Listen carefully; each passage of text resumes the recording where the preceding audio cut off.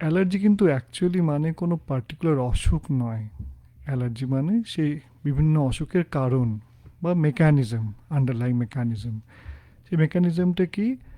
যখন আমাদের শরীর কোনো বহিরাগত কোনো কিছু হচ্ছে সাবস্টেন্সে, সেটা ফুলের রেণু হতে পারে, ধূলিকণা হতে পারে, কোনো খাদ্য পদার্থ হতে পারে, ওষুধ হতে পারে বা যে কোনো কসমেটিক্স হতে পারে, যেটা যে কোনো নর্মাল মানুষ সেটাকে হচ্ছে তার মধ্যে গেলে কোনো সমস্যা বা কোনো প্রতিক্রিয়া হয় না, যে মানুষের আন্ডারলাইং অ্যালার্জি আছে তার সেই সাবস্টেন্সের কন্ট্যাক্টে এলে বা খেলে বা ফুসফুসের মধ্যে গেলে এটা প্রতিক্রিয়া হয়, এবং এই প্রতিক্রিয়াটাকেই আমরা বলি অ্যালার্জি।